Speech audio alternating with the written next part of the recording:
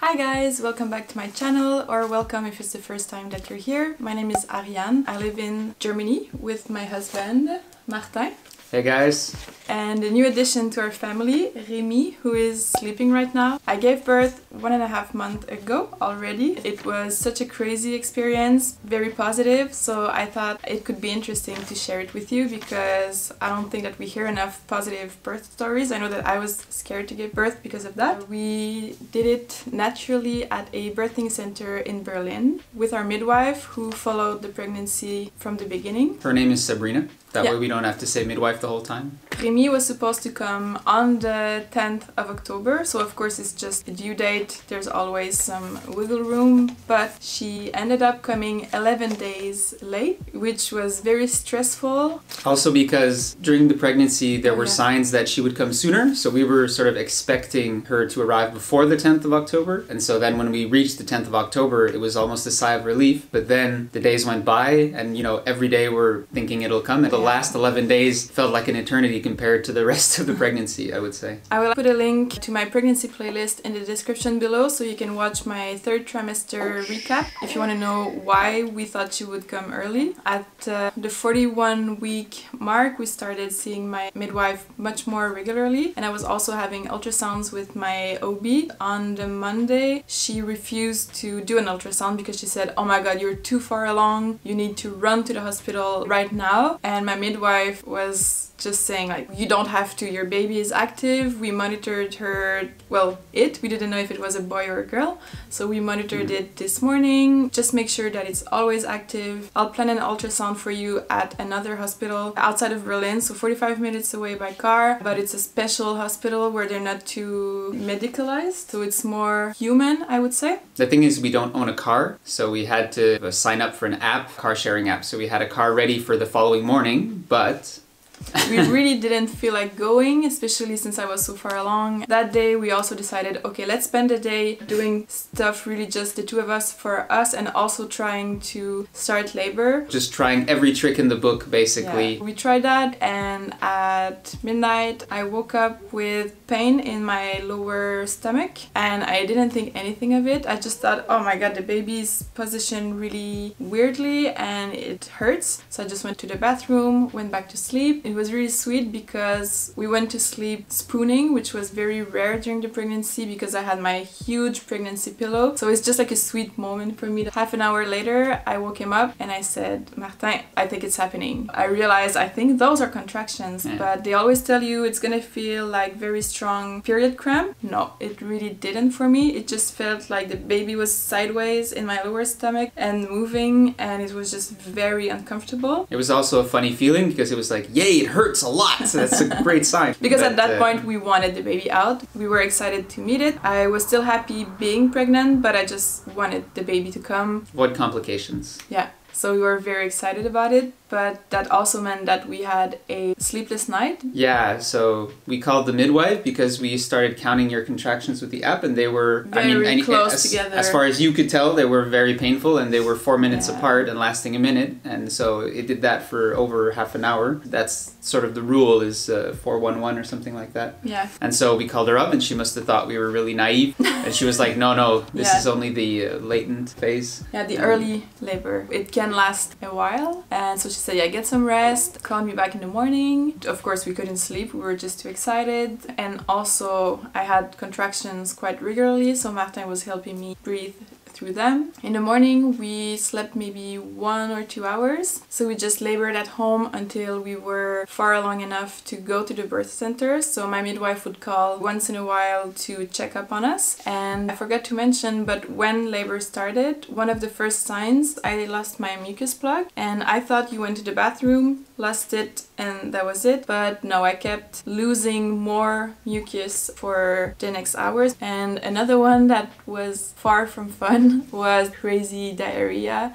which was a good thing because that meant that I didn't have to go to the bathroom while giving birth. I didn't eat all day. You had a very small breakfast. Yeah, but then afterwards I wasn't hungry at all. I know that a lot of women throw up when they're in labor. I didn't have anything like that. So we just spent the day at home. I knew that when you're in labor, you're supposed to use gravity to your advantage, but the truth is that I was so exhausted from the constant contractions that I just felt like lying down all day. It's pretty much all I did. When I was able, I walked around. I know that I did a few contractions on the changing table, just leaning against it, and Martin helped me through the contractions, and it's a really good thing that he was there. I was very needy. I also had to laugh because early that morning she was like, it hurts so much and it's just gonna keep hurting even more. And so I kept a straight face, but inside I was laughing a bit. But yeah, we got through it. Essentially, we spent the whole day breathing through every contraction. Yeah, and I slept a lot. And I also tried to go in the bathtub. I think I stayed maybe 5 or 10 minutes and I just hated it. We just have like a standard tub and it was very uncomfortable. I didn't think it was really good to sleep so much, like to lie down so much, but my midwife said, just save your energy as much as you can, you're gonna need it. And boy, she was right. So at some point in the afternoon, I started leaking. It wasn't like a big gush or anything, but it just leaked down my leg. So we called her up and she said, okay, so let's meet at the birth center at around 6. Yeah, the call was about at 4 o'clock. Yeah, and then around 5 you said, no, it's too intense. Or even a quarter to 5 you said, it's too intense, let's just go directly there. And so I called her back and she said, yeah, no worries, we'll meet there at 5:30. And so yeah, I called a taxi and got the bags ready. Luckily enough, in the taxi you didn't get any contractions because it was not a long ride, it was 8 minutes, but still. It was a bit stressful, just the idea of going to the birth center, but what Sabrina explained to me is that you get an adrenaline rush. Like, I mean, I wasn't comfortable, but I didn't get strong contractions. Finally, we were there. At least for me, it was a nice relief. Yeah, I mean, to be in the next stage, to be at the birthing center means, you know, we're getting there, right? So the whole day at home, I was like, okay, I feel alone with you. And I was looking forward to being with the midwives because they could give more support, more tricks. But actually, when we arrived, we spent many hours on our own and they would just check up on us every hour or so to check the baby's heartbeat, to check your temperature and make sure you were okay too. And you were just lying on the bed and it was the same thing as we did at home, just breathing through the contractions. And you were in a comatic state at some point. Yeah. So you were just sleeping in between contractions. And Sabrina was pressuring me to get some rest, but I can't fall asleep on a whim like she can. Well, especially in the state in which she was. Yeah, Sabrina was like, get some rest, Martin, get some rest. I'm like, I'm trying, I just can't. As soon as I was starting to doze off, she would start panting and I would have to help her breathe through the contractions, and then she would just, you know. I actually listen to labor affirmations on repeat. I will put the link in the description below because they really help me. One, because they're positive affirmations, like you can do this, your body is meant for this, blah blah blah. And also because it was just nice to have something in the background and it just kind of helped me doze off. Yeah, at that point it hurt a lot. So I spent quite a few hours just lying on my side. They would switch me every half hour maybe, which was always super uncomfortable with the big belly, but it's important because the baby was having a hard time positioning itself, which meant that it was moving a lot because it was trying to get into the right position to finally come out. It took a very long time, and that also meant that it was extremely painful because contractions are painful, but contractions with a Cirque du Soleil baby are just really intense. I only had 2 cervical checks during my labor, but also during my entire pregnancy. The only other time that they check is when they thought that maybe the baby was gonna come early, so they wanted to make sure that it didn't at 30 weeks. So I didn't have any cervical exam in the weeks leading to birth, which is uncommon. Usually you get one every week. And during labor, I only had 2. The first time was probably around 8 or 9 p.m. Yeah. She didn't tell me how many centimeters I was, which was great because if she had told me, oh, you're only 5 centimeters and you have been doing this for 20 hours, I would have been kind of devastated because at that point I was also thinking in my head, I want an epidural, I want to go to the hospital, I want a cesarean. I was thinking all those things. I never voiced them because I knew that I had to stay positive. Mm-hmm. That's a decision that we made, well, mostly you, because I consider that you get the veto. There are like 3 hospitals in the vicinity that we can go to if there are complications, and they do have some basic equipment there. They monitor the heartbeat. So we went into this with the idea that most pregnancies actually work out fine, and in the rare cases where there's a complication, of course, you're happy to be in the hospital already. We sort of figured, you know, it's very important to us that we have a midwife help us through the whole process from beginning to end and even after. Also for the baby to be born in this environment with only a handful of people, and my midwife already knew the baby. She was born in a very loving environment, which was important to us. In the end, I think it was the right decision for us. Yeah, absolutely. Yeah. Because it took so long. I will get to the end, but the entire process lasted 29 hours and I pushed for a very long time. Had we been in the hospital, they would have probably given me Pitocin, and I think they don't use forceps anymore, but this other thing, like the vacuum, it would have been very, very, very different and stressful. And I would have gotten an epidural for sure. In the end, my body was able to do it. I'm not telling a horror story. Birth is totally doable. You are totally able to do it, but it hurts. Yeah, there's no point sugarcoating it. I mean, it was also hard for me to see you in that state. Yeah, it's really a roller coaster ride. Yeah, but you do forget about it. Before we forget, the other thing, if we would have had her in a hospital, they would have induced you, because once you're at 41 weeks, so a week past the due date, they start talking and encouraging you to induce, whereas she only needed 3 extra days. So we're happy that the process could start in due time. When she was ready to come. Exactly, and also that even though it took this full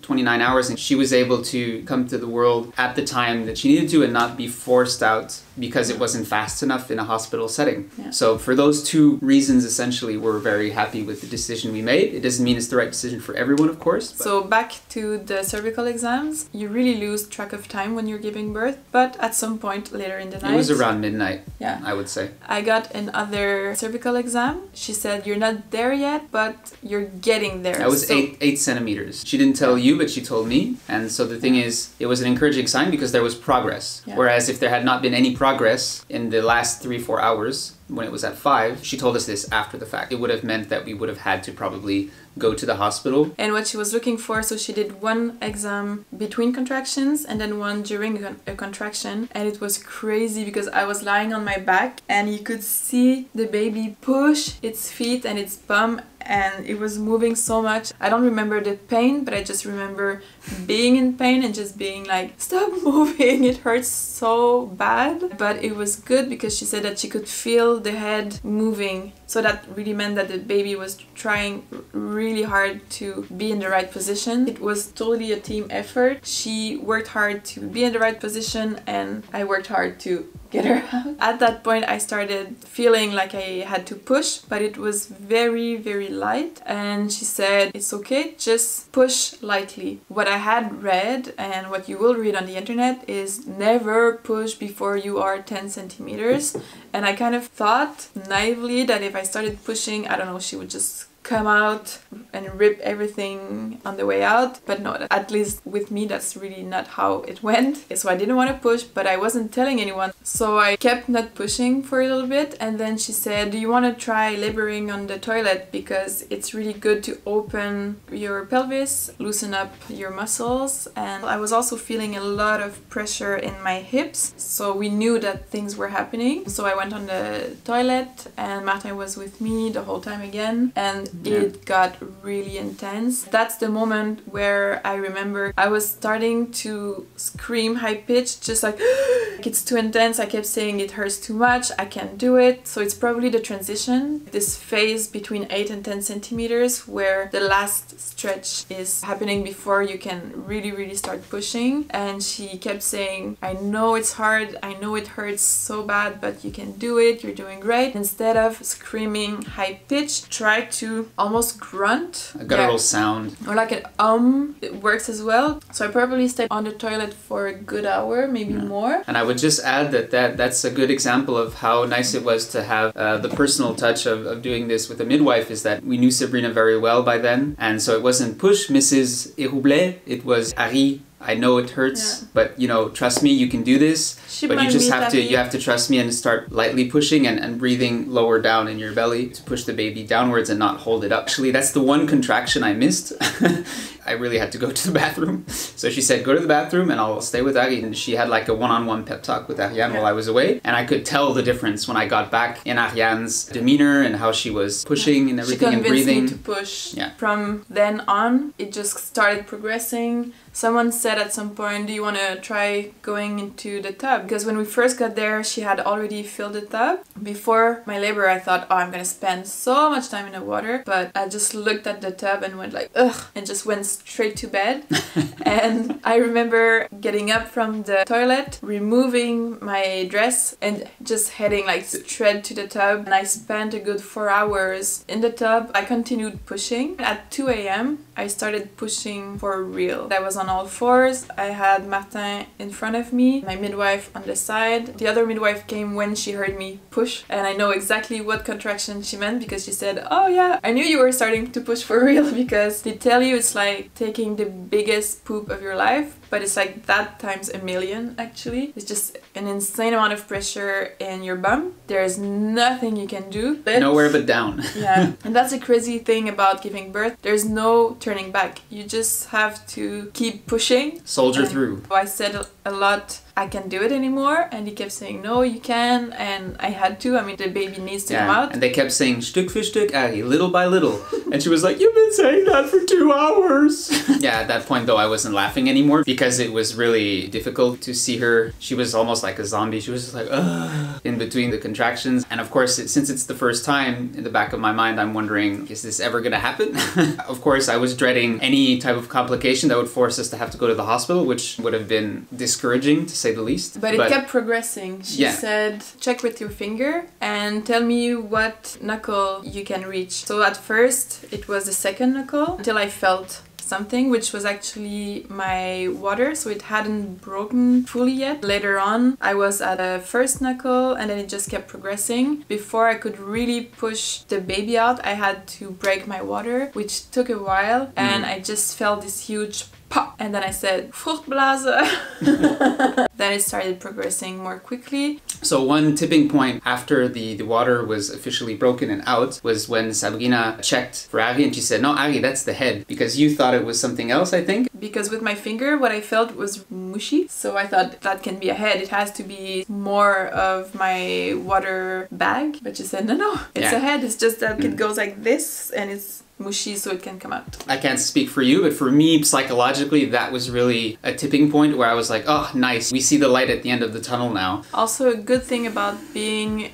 in the birthing center is that they're not constantly monitoring you or the baby, but at that point in the tub, they would stick a monitor on my belly to find the heart. And at that point also the baby had stopped moving. During the entire labor it was moving like crazy, but when the actual pushing started she wasn't moving so much anymore, but the heart rates were just perfect the whole time. Yeah. It never went up, it never went down. So that was between each contraction, and I think it actually hurt more than the pushing, because pushing doesn't hurt as bad as transition, for instance, at least not for me. But having like this monitor in my tummy was really annoying, but I didn't say anything. It needs to be done. You want to make sure that your baby's okay. So I pushed for a while, and between contractions I would doze off, and Martin would also give me tea, coconut water and water. This started even when we were at home. With the straw I was giving her some in between contractions so that she at least stayed hydrated, and coconut water has minerals and stuff, so it's a bit more helpful than water. Yeah, so your bladder was quite full. We found out eventually that that was actually blocking a bit. Yeah, she asked me if I had peed in the water, and I said no, I cannot remember the last time. So she said, okay, we'll try a few more contractions. If it doesn't progress, we're gonna have to get you out and empty your bladder with a catheter. Marta got into the tub at that point, and we tried like a different position. So I was pushing the whole time on all fours. I would kind of move one leg to the side, push it against the back of the tub. So I really had like a lot of power this way, and I was giving it my all, but we could feel that the head was descending, but oh my god, it was so slow. So we tried a different position. Marta got behind me, I went into a low squat. I think we only did like 3-4 contractions, and she said, yeah, no, it's not happening. So like we could see she would put a mirror in the water, and she had a flashlight. We could see that like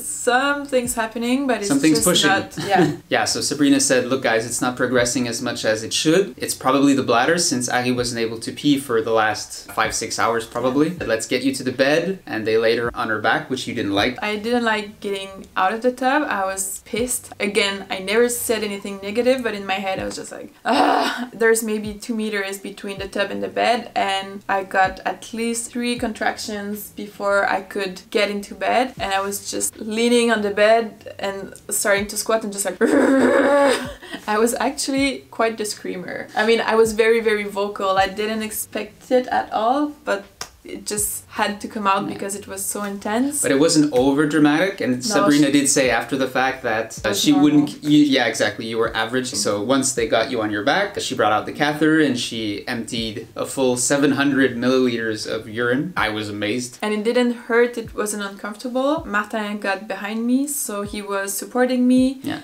And I got a break at that point. The contractions started being a bit less intense and further apart, but that was just kind of the break I needed for the final sprint. Yeah, exactly. I had my midwife in front of me. The other midwife was holding my leg. The contractions picked up again. The pushing out the head started at that point. With it came the ring of fire. If you heard of it, it's quite intense. It was really nice because Geisha, so the other midwife, which is quite older, she's probably in her 60s, she was very calm and she was telling me what was happening. Oh yeah, the head is coming out more. This is actually the one moment where we felt that they were really actively intervening in the birth, and they were really, all 3 of them were there around Ari and me, and they were really coaching us through each contraction, and it was much more hands-on at that point. But the rest of it, they were beside us, but they weren't intervening. I just felt it was useful to mention that. Yeah, when I was pushing out the head, she really was telling me, okay, push some more, you can do it. Oh, the head is coming out and it's not coming back in. That's really, really good. It's gonna come out soon. So I was really, really, really giving it my all, and I kept thinking next contraction, and I would push with all my being, and nope, not this contraction. Probably lasted 15-20 minutes. What they did that I thought was interesting is they did warm compresses with really warm coffee. It gets your blood circulation going. Also, she did a little bit of massage just to loosen up the area and help the baby come out. And when they knew, okay, it's really about to come out, she told me, you're gonna push as much as you can. I'm gonna tell you stop, and then you're just gonna breathe the head out. And she kind of forced me to put my hand on the head, and I was kind of freaking out and it hurt, so I didn't want to. And she said, no, just leave your hand there. And then the head came out in my hand, which is a really nice thought. And just before that, the other midwife, I'm gonna try not to cry, but I can never say it. She said, the baby is about to come out. It's time to kind of say goodbye to the pregnancy, which I thought was such a nice thought. But at the time, you weren't emotional at all, of course, just because of the state you were in. But yeah, after the fact, every time you talk about it, for some reason, you tear up. And I thought it was something nice that she said, but... So I just stroked my belly and I said, baby, you can come. We're ready.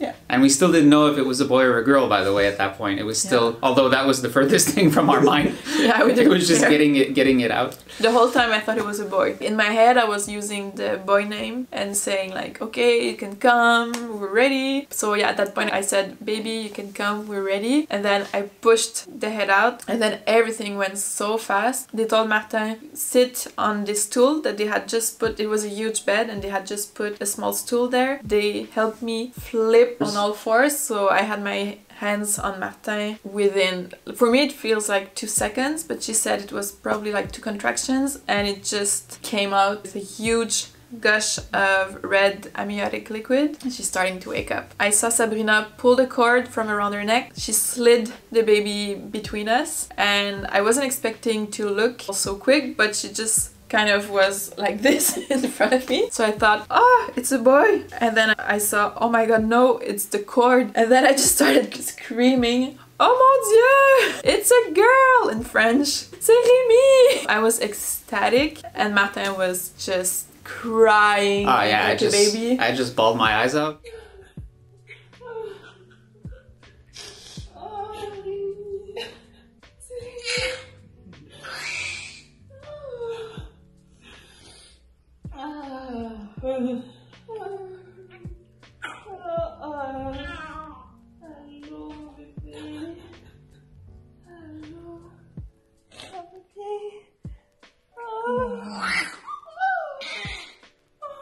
Yeah, it was such a sweet moment. So, yeah, but you were on a high. Like you were not crying at all. You were really like on a high. And I was like just a big emotional breakdown. Yeah, I always thought that I would, like, they would put my baby on my chest and I would cry so much. But no, I think it took 2 days for me to cry because I was on such a big hormone rush. Yeah, they gave us a good 45 minutes to an hour to cuddle. Skin to skin, of course. Skin to skin. We wanted to wait for the cord to stop pulsating. It only took about 5 minutes because she was so far past her due date. And then you cut the cord. Yeah. And then I had to birth the placenta, which people usually don't really talk about. They gave Rémie to Martin. It took a while, so I felt light contractions, but none that was strong enough to get it out, so she had to help it come out, and that was uncomfortable but not painful at all. And then at some point she checked if I had any tear. Surprisingly, I didn't. I just had like a small lesion in my inner lip, so she said that she could just leave it, but it would be more comfortable if she stitched it up. So I think I had 2 or 3 stitches. I was scared about getting stitched up, but it didn't hurt at all because they used spray to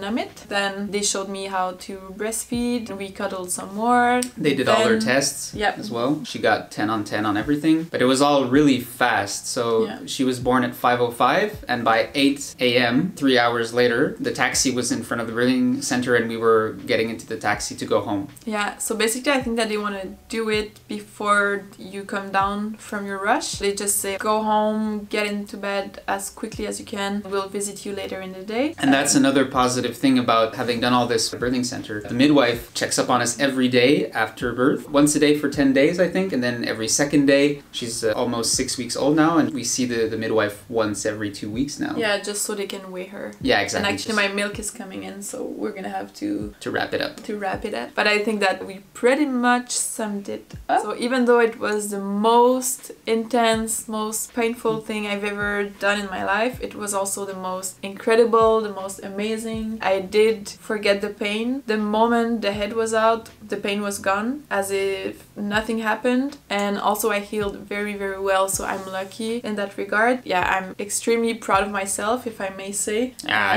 I'm also I was very proud of you the whole time. If you are pregnant, I would love to know if you have any birth plan, and if you have given birth, how was it? Let me know in the comment. It's now something that I'm very passionate about, because I never thought I would say this, but I think that birth is just the most insane thing ever, and I love talking about it now. Yeah, it wasn't all bad in the sense that there were some nice moments throughout. So one of them was when you got up to go to the toilet and you couldn't make it, you got a contraction, so I was standing up and you were holding on to me, and I just started like slow dancing with you, and I said, it reminds me of our first dance at the wedding. And then you teared up. Yeah, and then I teared up and we had a little moment, so that was nice too. In retrospect, it's only positive for me. If you're pregnant, you can do it. Don't be scared. Trust your body, trust your baby. Just make sure that you feel comfortable, that you feel safe. And don't be afraid to say what you want or need. One of my takeaways is that you could read all about it you want, so in theory and in practice there is a difference, so just going through it is the most unique experience I've ever been through, at least. I guess for partners, it's a simple role, but it's a very important one. It's just actually to be there. You have to know your partner. So Ariane was very needy. So, and I don't say that in a negative sense, just she wanted me to be there, and my presence and helping her breathe through the contractions, that was all very helpful. But it could have been the opposite. She could have been the type of woman who says, no, I just want you to sit in a corner. I want to know you're there, but I don't want you to do anything unless I summon you. And that would have been fine as well. You just have to be there. It's not complicated. It's emotionally racking, of course, to see the person you love in that state. But yeah, it really is all worth it. So we'll wrap it up here. Thank you so much for watching. I hope that you enjoyed the video. Don't forget to like and subscribe for more content. I'll see you in the next one. And ciao, guys. Thanks for being here. Always. Bye.